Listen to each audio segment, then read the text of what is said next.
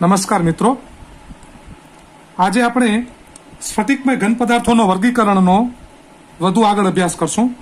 છેલ્લે આપણે એના 4 પ્રકાર જોયા હતા.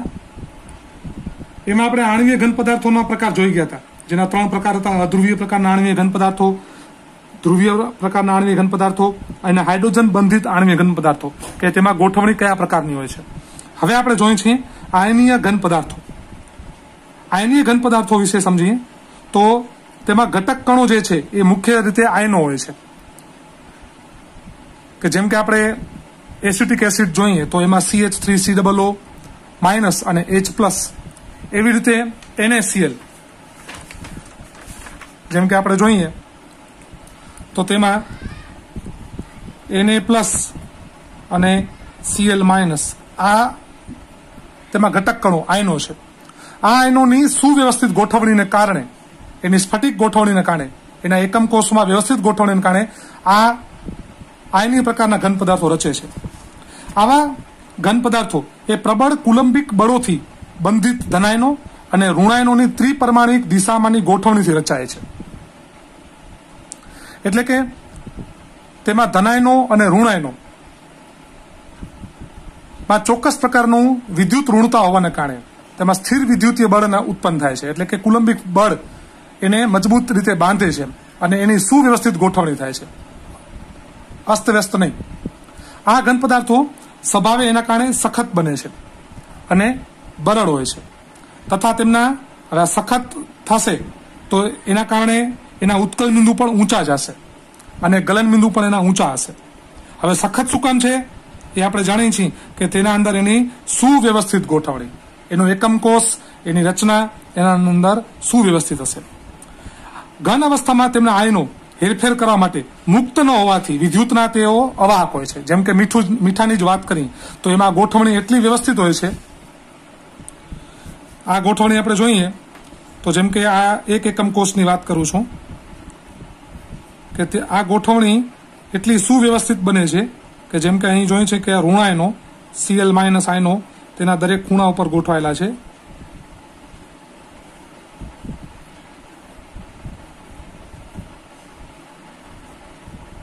અને ધનાયનો અહીં જે ધાર દેખાય છે ત્યાં આવેલા છે. કારણ કે ધનાયનો નાના છે, ઋણાયનો કદમાં મોટા હોય છે, જે આપણે આગળ ભણી ગયા છે. હવે આ વ્યવસ્થિત ગોઠવણીના કારણે, અને એમાં કુલંબિક બળ તમે જોવો છો કે ઋણાયનની બાજુમાં એક ધનાયન, વળી પાછો ઋણાયન, વળી ધનાયન, આવી જે ગોઠવણી છે, આવી ગોઠવણીના કારણે આની મજબૂતાઈ ઘણી વધી જાય છે, જેથી તેમાં વિદ્યુત અથવા આપણે એમ ઉષ્મા પસાર કરીએ તો ઉષ્મા આગળ વધી શકતી નથી. કારણ કે તેના કારણે ફ્રી ઇલેક્ટ્રોન નથી જે ઉષ્માને, ઉર્જાને કે ઇલેક્ટ્રોનને આગળ વધારી શકે. એટલે આ ઊંચા તાપમાને પીગળે છે અને એના કારણે તે વિદ્યુતના અવાહક બને છે. પરંતુ પીગલિત અવસ્થામાં, એટલે કે જો આપણે આવું જ જેમ કે મીઠું છે એને આપણે પીગાડી નાખીએ તો આપણે એને પીગલિત અવસ્થા કહેશું. જેમ એલ્યુમિનિયમ છે, એલ્યુમિનિયમ ક્લોરાઇડની વાત કરી, AlCl3, એવી રીતે આવા જે પદાર્થો છે FeCl3, આ પદાર્થોને આવા બધા પ્રકારમાં આયનીય બંધ જ છે. એને પીગાડી નાખીએ તો તે વિદ્યુતનું વહન કરશે, કારણ કે તેમાં રહેલા પીગાડી નાખવાના કારણે તેમાં આયનો વચ્ચે અંતર થઈ ગયું અને છૂટા પડી ગયા. અથવા પાણીમાં ઓગાળતા આવા પદાર્થોને પાણીમાં ઓગાળશું તો તેમાં ધનાયનો અને ઋણાયનો છૂટા પડી જશે અને હરીફરી શકશે, અને જેના કારણે તે ફ્રી ઇલેક્ટ્રોન, એટલે કે વિદ્યુતને પસાર થવા દેશે અને ઉષ્માનું પણ વહન કરશે અને વિદ્યુતનું વહન કરે છે. તો આ વાત થઈ આયનીય ઘન પદાર્થોની. હવે આપણે જોઈએ છીએ ધાત્વીય ઘન પદાર્થો. ધાતુઓ ધનાયનોના ક્રમબદ્ધ સમૂહ હોય છે. ધનાયનોના એટલે કે જેમ કે Fe+3 કે આપણે Fe+2 કે Fe+1 કહીએ, જે મુક્ત ઇલેક્ટ્રોન સમુદ્રથી ઘેરાયેલા હોય છે, જેને આપણે ઇલેક્ટ્રોન સમુદ્ર નમૂનાનો આપણે અભ્યાસ કરી ગયા છીએ. ઇલેક્ટ્રોન ગતિશીલ, મોબાઈલ અને સમગ્ર સ્ફટિકમાં સરખી રીતે વિસ્તરાયેલો હોય છે. એટલે કે અંદર ઇલેક્ટ્રોન ભ્રમણ કરી શકવા માટે ક્ષમતાવાન છે આના અંદર. ધાતુનો દરેક પરમાણુ 1 અથવા 2 ઇલેક્ટ્રોનોનો આ ઇલેક્ટ્રોન સમુદ્રમાં ફાળો આપે છે. એટલે કે આપણે કહે છે કે ધાતુનો દરેક પરમાણુ 1 અથવા 2 ઇલેક્ટ્રોનનો આ ઇલેક્ટ્રોન સમુદ્રમાં, એટલે કે તેમાં ઇલેક્ટ્રોનને જગ્યા આપી શકે છે જે આયનીય બંધમાં નહોતું, આ મુક્ત અને ગતિશીલ ઇલેક્ટ્રોન ધાતુની ઊંચી વિદ્યુતીય અને ઉષ્મીય વાહકતા માટે જવાબદાર છે. હવે જેમ કે સમજીએ કે આપણે એક ઉદાહરણ જોઈએ કે એફી ધાતુ. હવે એફી ધાતુનો પરમાણુ ક્રમાંક આપણે સમજીએ કે ધારો કે 26 નંબર છે પરમાણુ ક્રમાંક. તો એમાં શું થાય છે, તો એની ગોઠવણીમાં આર્ગોન 3D ની રચના અને 4s ની રચના. આર્ગોનમાં 18 ઇલેક્ટ્રોન, 4s માં 2 એટલે 20 અને બાકીના 6 ઇલેક્ટ્રોન ડી કક્ષકમાં. આ રીતે એની ગોઠવણી 26 ઇલેક્ટ્રોન થાય છે. હવે તમે ખબર છે કે ડી કક્ષકમાં પાછા 5 પેટા વિભાગ છે. એસ માં એક ખાનું છે, એમાં 2 ઇલેક્ટ્રોન સમાયેલા છે અને આના અંદર 6 ઇલેક્ટ્રોન. હવે તમે જોઈ શકો છો કે અહીં કને જે 5 જે પેટા ખાના છે એમાં ઇલેક્ટ્રોન ભ્રમણ કરી શકવા માટે તેની પાસે જગ્યા છે, અથવા આપણે એમ કહીએ કે ઊંચા સ્પિનમાં જવાના કારણે સમજો કે આ ઇલેક્ટ્રોન છે આ વ્યવસ્થિત ગોઠવણી કરે તો આ ખાનું ખાલી થઈ શકે છે. એટલે તેના અંદર ઇલેક્ટ્રોન ને આગળ વધવા માટે અથવા આપણે એમ કહીએ કે ઇલેક્ટ્રોન ને ભ્રમણ કરવા માટે જગ્યા પૂરી પાડી શકે છે અને એના કારણે ઇલેક્ટ્રોનનું વહન પણ થઈ શકે છે. આમ આ પ્રકારના જે પદાર્થો છે એ ધાતુય બંધ રચી શકે અને ઊંચી વિદ્યુતીય અને ઉષ્મીય વાહકતા માટે એ જવાબદાર બને છે. વિદ્યુત ક્ષેત્રની હાજરીમાં આ ઇલેક્ટ્રોન ધનાયનોની જાળીદાર રચનામાંથી વહે છે, એટલે કે એમાંથી ઇલેક્ટ્રોન પસાર થઈ શકે છે. તે જ રીતે જ્યારે ઉષ્મા ધાતુના એક ભાગને પૂરી પાડવામાં આવે છે ત્યારે ઉષ્મીય ઉર્જા એકસરખી રીતે મુક્ત ઇલેક્ટ્રોન વડે વિસ્તરાય છે. એટલે હમણાં આગળ જ વાત કરી કે તેમાં ઇલેક્ટ્રોન ભ્રમણ કરી શકવા માટે શક્યમાન બને છે, કારણ કે તેની પાસે પૂરતી કક્ષકોની જગ્યા હોય છે, જેના કારણે ઇલેક્ટ્રોન ટ્રાન્સફર થઈ શકે છે એક ખાનામાંથી બીજા ખાનામાં, એક કક્ષકમાંથી બીજા કક્ષકમાં. આ પ્રકારનો જે બંધ છે એમાં ધાતુઓ ચળકાટ ધરાવે છે, આની ઓળખ છે, અને કેટલાક કિસ્સામાં રંગ ધરાવે છે, કારણ કે તેના અંદર અયુગ્મિત ઇલેક્ટ્રોન હોય છે. હમણાં તમે જેમ એફીમાં જોયા કે ડી ખાનામાં 6 ઇલેક્ટ્રોન હતા, તો જેના કારણે તેમાં 4 ઇલેક્ટ્રોન અયુગ્મિત રહેતા હતા. આ રીતે અયુગ્મિત ઇલેક્ટ્રોનના કારણે તેઓ રંગ પણ ધરાવે છે. આ પણ તેમાં રહેલા મુક્ત ઇલેક્ટ્રોનની હાજરીના કારણે છે, એટલે કે એમાં ફ્રી ઇલેક્ટ્રોન છે કે જે મુક્ત પ્રસરણ થવા માટે તેના કારણે એક ઇલેક્ટ્રોન એવો છે કે જે બહાર જઈ શકે, જે આયની બંધમાં નહોતો, જેના અંદર બધા ઇલેક્ટ્રોન જકડાયેલા હતા. જ્યારે આની પાસે એવા મુક્ત ઇલેક્ટ્રોનો છે જે એક ખાનામાંથી બીજા ખાનામાં જઈ શકે અને જે ઉષ્માનું વહન કરાવી શકે, જે ઉર્જાને આગળ પહોંચાડી શકે. ધાતુઓ ખૂબ જ ટીપણીય અને તન્ય હોય છે, જે આપણે આગળ ભણી જ ગયેલા છીએ. તો આ બધા ગુણો ધાતુય બંધમાં આપણને જોવા મળે છે. હવે આપણે અભ્યાસ કરીએ છીએ કે સહસંયોજક અથવા જાળીદાર ઘન પદાર્થો પર નોંધ, અથવા એમાંનું એક ઉદાહરણ આપણે ખબર જ છે કે આવી જાળીદાર રચનામાં હીરો અને ગ્રેફાઇટ, જેમાં એની ગોઠવણીના કારણે બંનેની મજબૂતાઈમાં મોટો તફાવત રહેલો છે. તો આપણે જોયું છે કે આ પ્રકારના ઘન પદાર્થો બૃહદ અણુ પણ હોય કહેવાય છે, મોટા અણુ, જેમાં પરમાણુ વચ્ચે સહસંયોજક બંધ આવેલો હોય છે. આ બંધ પ્રબળ અને સ્વભાવ દિશામય હોય છે. આથી પરમાણુઓ તેમના સ્થાનમાં ખૂબ પ્રબળતાથી જકડાયેલા રહે છે, કારણ કે તેની ગોઠવણી જ સ્વભાવ આપણે વાત કરી દિશામય, અને ગોઠવણી એની મજબૂત બનશે. આ પ્રકારના ઘન પદાર્થો આપણે વાત આલે છે સહસંયોજક અથવા જાળીદાર, જેમ કે હીરામાં કાર્બનની રચના છે, ગ્રેફાઇટમાં કાર્બન છે, એના અપરૂપો જ છે. તેમ છતાં હીરો બહુ મજબૂત છે અને ગ્રેફાઇટ એક જાતનું લુબ્રિકન્ટ પ્રકારનું છે. તો આ એની જે sp2 sp3 જે ગોઠવણીના કારણે જ સંભવ બન્યું છે. તો એના કારણે સખત અને બરડ પણ બને છે. તેમને ખૂબ જ ઊંચા ગલન બિંદુ હોય છે, એટલે કે હીરાને, કારણ કે તેમાં sp3 પ્રકારનું સંકરણ છે જે આપણે આગળ ભણી ગયેલ છે. ગલન પામતા પહેલા વિઘટન પણ પામી શકે છે, કે તૂટી પણ શકે, એવું જરૂર નથી પીગળી જાય. એટલે ગલન એટલે પીગળ્યા પહેલા એ વિઘટન પણ પામી શકે છે, એના બંધ તૂટી પણ શકે છે.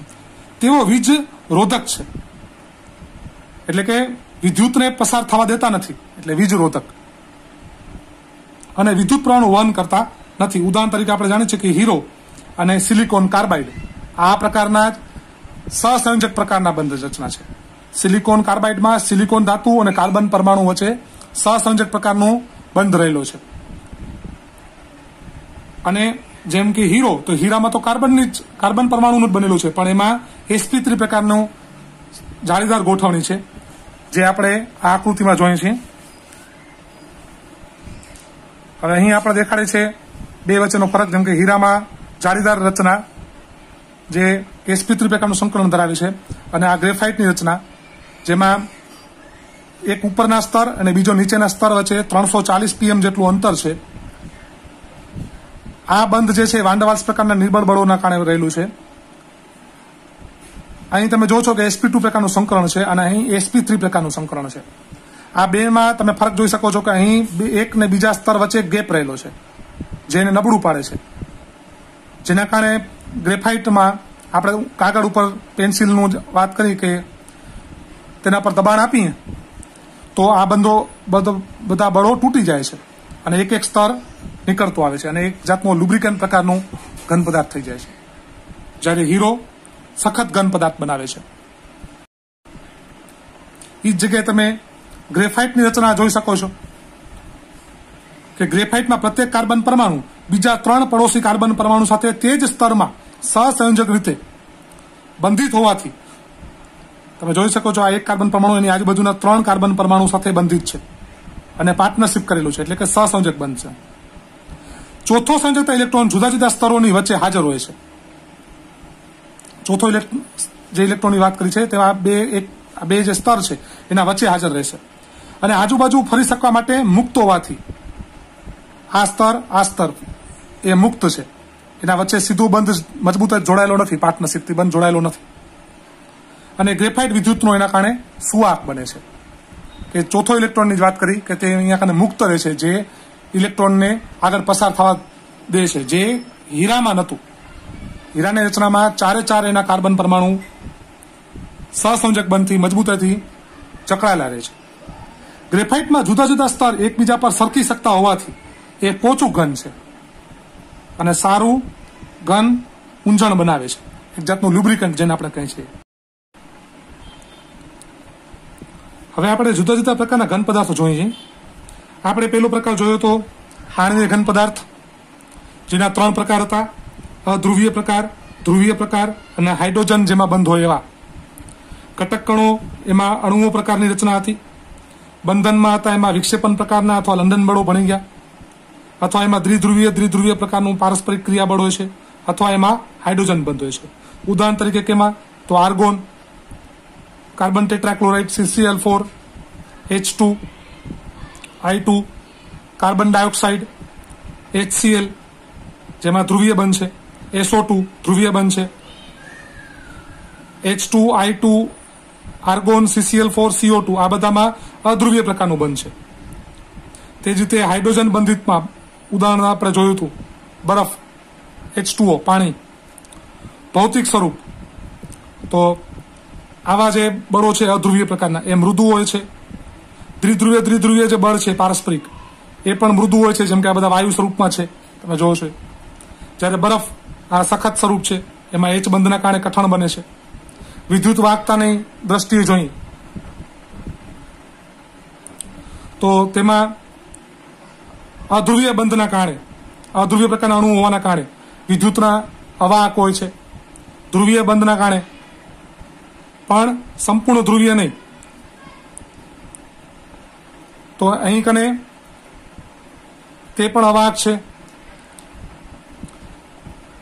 હાઇડ્રોજન બંધના કારણે આ પણ અવાહક છે. 3 અવાહક છે, કારણ કે આ એક જાતના આણ્વીય ઘન પદાર્થો. આ સંપૂર્ણ રીતે આયનીય બંધ નથી. આ એકેમાં શુદ્ધ આયનીય બંધ, જેમ કે HCl છે પણ દ્વિધ્રુવીય પારસ્પરિક ક્રિયાના કારણે બંધ બનાવે છે, પણ અહીં સામે સ્વરૂપ કયું થઈ ગયું? તો આ કારણે અહીં બધા આણ્વીય ઘન પદાર્થો હોવાના કારણે આ બધા વિદ્યુતના અવાહક છે. ગલનબિંદુ, તો આ સ્વાભાવિક છે કે બધા અધ્રુવીયોની મોટા ભાગની રચના છે, તો ગલનબિંદુ એના નીચે જશે. તો આના તો ઘણા નીચે છે, તમે જોવો છો બધા કે પ્રવાહી સ્વરૂપ વાયુ સ્વરૂપમાં જોવા મળે છે. રૂમ ટેમ્પરેચર આપણે હાલના બધા વાયુ સ્વરૂપે જોવા મળે છે. તો આ ઘણા નીચા તાપમાનને એના ગલનબિંદુ છે. આનું તાપમાન નીચું રહે છે અને આ નીચા જ રહે છે, જલ્દી પીગળી જાય છે. હવે આપણે જોયું હતું આયની ઘન પદાર્થ કે જેમાં ઘટક કણો સ્વરૂપે આયનો હોય છે, Na+Cl- કહેવાય, H+Cl-. તેમાં જે બળ જોવા મળે છે કુલંબિક પ્રકારનું અથવા સ્થિર વિદ્યુતીય બળ. ઉદાહરણ તરીકે આપણે જોયું તો NaCl, મેગ્નેશિયમ+2 O-2, Zn+2 S-2, કેલ્શિયમ+2 બે F છે, F-, F-, આ બધા આયની પ્રકારના બંધ છે. આયની બંધના કારણે અને કુલંબિક બળના કારણે આ સખત પણ બરડ એટલે આપણે અર્થ જાણીએ છીએ, મજબૂત તો છે પણ વધારે જોર આપીએ તો તે બટકી જાય છે. વિદ્યુતી વાહકતામાં ઘન અવસ્થામાં અવાહક, પરંતુ પીગલિત અવસ્થામાં અને જલીય દ્રાવણમાં વિદ્યુતતા વાહક હોય છે. ગલનબિંદુ આના ઊંચા હોય છે કારણ કે તે સખત છે અને એની ગોઠવણી બહુ વ્યવસ્થિત અને એમાં ફ્રી ઇલેક્ટ્રોન હોતા નથી કે જે છટકી શકે અથવા પસાર થઈ શકે, એવી કક્ષક એના કારણે ફ્રી નથી. તેના પછીનો ત્રીજો પ્રકાર જોયો તો આપણે ધાત્વીય ઘન પદાર્થો, જે બિન સ્થાનિક ઇલેક્ટ્રોનના સમુદ્રમાં ધનાયનો ઘટક કણો તરીકે. બંધન બળનો પ્રકાર તો એમાં ધાત્વીય બંધન બળ. ઉદાહરણમાં કેવા પ્રકારના આવે તો ધાત્વીય પરમાણુમાં કે જેના કારણે ડી કક્ષકો જેવા F કક્ષક, ડી કક્ષક આપણે એમ કહીએ કે વધુ એના કારણે કક્ષકો જેના કારણે ફ્રી રહેતી હોય એવા પ્રકારના પરમાણુ, એટલે કે જેમ કે Fe કે જેમાં જેમ કે 3D કક્ષક છે, એવી રીતે કોપર, એવી રીતે મર્ક્યુરી, એવી રીતે મેગ્નેશિયમ કે જેના કારણે ખાલી કક્ષકો હાજર છે. ભૌતિક સ્વભાવમાં સખત કઠણ તો છે પણ બરડ નથી, આપણે એને ટીપી શકીએ છીએ, એટલે તન્ય છે. તન્ય એટલે કે આપણે એને ખેંચી પણ શકીએ જેમ તાર છે. ઘન અવસ્થામાં તેમજ પીગલિત અવસ્થામાં તે વિદ્યુતના વાહક હોય છે. પ્રમાણમાં ઊંચા, સ્વાભાવિક છે કે આના ગલનબિંદુ ઊંચા તાપમાને જ પીગળશે. ગોઠવણી તો વ્યવસ્થિત જ છે. સહસંયોજક અથવા જાળીદાર ઘન પદાર્થો, તેમાં સહસંયોજક પ્રકારનો બંધ છે. સહસંયોજક એટલે આપણે જાણીએ છીએ કે પાર્ટનરશિપ પ્રકારનો. ઉદાહરણમાં SiO2 જે ક્વાર્ટ્સની રચના છે, silicon carbide, carbon hero, AIN, carbon graphite. ભૌતિક સ્વભાવમાં સખત પરંતુ કેટલાક સ્વરૂપ જેમ કે ગ્રેફાઇટ અપવાદ તરીકે કે એમાં મૃદુ રચના છે. વિદ્યુતીય રીતે અવાહક હોય છે કે સહસંયોજક પ્રકારનું બંધ છે, એટલે પાર્ટનરશિપ કરેલું બંધ છે, એટલે એના ખાના બધા પૂર્ણ રીતે ભરેલા હશે. અપવાદમાં જેમ કે ગ્રેફાઇટમાં વાહક રચના છે એની ગોઠવણીના કારણે આના ગલનબિંદુ પણ ઘણા ઊંચા જશે, એટલે કે બહુ ઊંચા તાપમાને પીગળશે. તો અહીં આપણે એનો અભ્યાસ પૂર્ણ કર્યો. તો હવે કેટલાક આપણે લખાણ સંબંધિત પ્રશ્નો જોઈએ. તો નીચે આપણે પ્રશ્ન પૂછેલ છે કે નીચેના ઘન પદાર્થોને તેમના કાર્યશીલ આંતરાણવી બળોના સ્વભાવ પર આધારિત જુદા જુદા પ્રકારોમાં વર્ગીકૃત કરો, કે જેમાં potassium sulphate, tin, benzene, urea, ammonia, પાણી, ઝીંક સલ્ફાઇડ, ગ્રેફાઇટ, રૂબેડિયમ, આર્ગોન, સિલિકોન અને કાર્બાઇડ આપેલા છે. તો આપણે જે 4 પ્રકાર જોયા, આયનિક બંધ, સહસંયોજક બંધ, ધાત્વીય બંધ અને આણવીય બંધ. હવે એમાં આપણે જોઈએ છે આયોનિક બંધ. તો આપણે આમાં જોઈએ તો કેમાં આયોનિક બંધ હતા, તો પોટેશિયમ સલ્ફેટ K+ નું જે સ્વરૂપ છે પોટેશિયમ સલ્ફેટ SO4-2, તો K2SO4, તો એ આયનીય બંધ થઈ જાય છે, તો એ આયોનિક બંધમાં આવશે. એવી રીતે આપણે જોઈએ તો ટીન એક જાતનું ધાતુ છે, તો તે ધાતુ હોવાના કારણે ધાત્વીય બંધ આ પ્રકારમાં આવશે. બેન્ઝીન, હવે બેન્ઝીન કાર્બનનું બનેલું છે અને ઘણા બધા CH પરમાણુ એટલે C6H6 આવા પરમાણુ બનેલું છે, એટલે કે તે અણુ રચે છે. તો તેના અંદર આણ્વીય પ્રકારનું રચના આવશે, એટલે તે અહીં ગોઠવાશે બેન્ઝીન. એવી રીતે યુરિયા, તો યુરિયાનું સૂત્ર એવી રીતે NH2CONH2, તો એ પણ એક જાતનો અણુ જ થયો પાર્ટનરશિપ કરીને, તો તે પણ અહીં આવશે.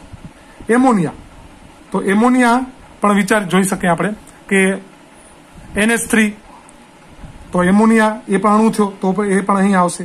પાણી H2 અણુ થયો, અહીં આવશે. ઝિંક સલ્ફાઇડ એટલે કે Zn+2 S-2, તો આ તો આયને બંધ થયો, તો આ અહીં આ ખાનામાં આવશે. ગ્રેફાઇટ, અને ગ્રેફાઇટ રચના આપણે આગળ જોઈ ગયા હતા કે ગ્રેફાઇટ એક જાતનું સહસંયોજક બંધ છે. પાર્ટનરશિપ આપણે જોયું તેમાં sp2 પ્રકારનું સંકલન, એટલે એ અહીં આ ખાનામાં આવશે. રૂબેડિયમ, રૂબેડિયમ એક ધાતુ છે, તો એ ધાત્વિય બંધમાં આવશે. આર્ગોન, આર્ગોન એક અધાતુય પ્રકારનું આપણે કહીએ કે નિષ્ક્રિય તત્વ છે, એટલે એક જાતનો આણ્વીય રચનામાં આવશે કે એ કોઈ સાથે નહીં પાર્ટનરશિપ કરે,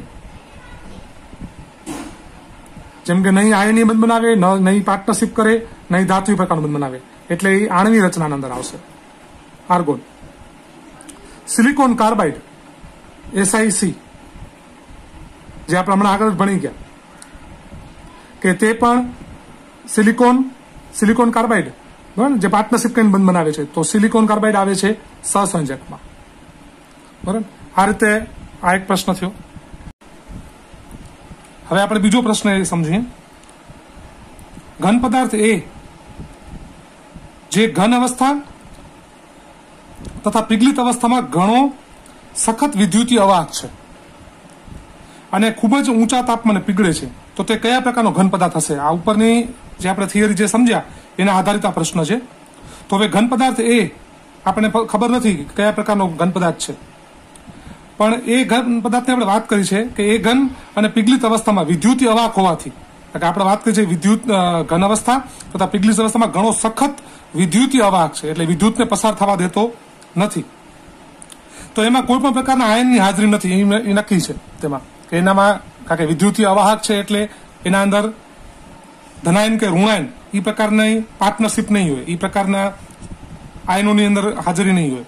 ઉપરાંત તે ઊંચા તાપમાને પીગળતો હોવાથી વિરાટ અણુ છે. ઊંચા તાપમાને કોઈ પદાર્થ ક્યારે પીગળે કે જ્યારે તે પદાર્થમાં રહેલા અણુની લાંબી સાંકળ હોય, એના બધા બંધ તૂટે ત્યારે એ પીગળે. તો એનો મતલબ કે તે આયની પદાર્થ તો નથી જ. આ પ્રકારના ગુણધર્મો સહસંયોજક ઘનમાં આવેલા હોય છે, જેમાં પાર્ટનરશિપ થયેલી હોય, જેમાં લાંબી સાંકળ બનેલી હોય. આમ પદાર્થ એ સહસંયોજક પ્રકારનો ઘન છે. તો આ રીતનો આ પ્રશ્ન આપણે જો પૂછાય તો એનો આ રીતે એની સમજાવટ થાય છે. હવે બીજો પ્રશ્ન આપણને પૂછ્યો છે આયની ઘન પદાર્થ ઉપરથી. આયની ઘન પદાર્થો પીગલિત અવસ્થામાં વિદ્યુતનું વહન કરે છે, કે જ્યારે પીગાળી નાખીએ છીએ ત્યારે વિદ્યુતનું વહન કરે છે, પરંતુ ઘન અવસ્થામાં તેમાંથી વિદ્યુત પસાર થઈ શકતો નથી. હવે આપણે જાણીએ છીએ કે ઘન અવસ્થાના અંદર તો એના ધનાયનો આયની બંધમાં શું છે, ધનાયન અને ઋણાયન બાજુમાં છે, જે આપણે આની આગળની થિયરીમાં જોયું. હવે આ ધનાયન ઋણાયનો એટલા પરસ્પર જકડાયેલા હોય છે કે તે વિદ્યુતને પસાર થવા દેતા નથી, ઇલેક્ટ્રોનને ફ્રી ઇલેક્ટ્રોનને આગળ જવા દેતા નથી. તો એમાં વિદ્યુતીય વાહકતાનો આધાર એમાં આયનો આવવાનું પડેલું છે. હવે ઘન અવસ્થામાં આયનો વચ્ચે પ્રબળ વિદ્યુતીય આકર્ષણ બળ હોવાથી તે એકબીજા સાથે જોડાયેલા રહે છે. આથી મુક્ત ન હોવાથી વિદ્યુત પ્રવાહનું વહન થતું નથી. પરંતુ પીગલિત અવસ્થામાં આ આયનોનું હલનચલન શક્ય બને છે, એટલે કે છૂટા થઈ શકે છે, દૂર જઈ શકે છે, અને એના કારણે ઇલેક્ટ્રોન પસાર થઈ શકે છે. અને એ જ ધનાયનો ઋણાયનો ઇલેક્ટ્રોનને આગળ વહન કરાવે છે, જો તેના વચ્ચે અંતર હશે તો, જો તેઓ છૂટા હશે તો, અને એના કારણે વિદ્યુતનું વહન શક્ય બને છે. તો આ આધારિત આપણે બે પ્રશ્નો જોયા. હવે એના પછીનો જે અભ્યાસ છે એ સ્ફટિક લેટાઇસ અને એકમ કોષનો છે, જે આપણે લેક્ચર 3માં જોશું. ધન્યવાદ.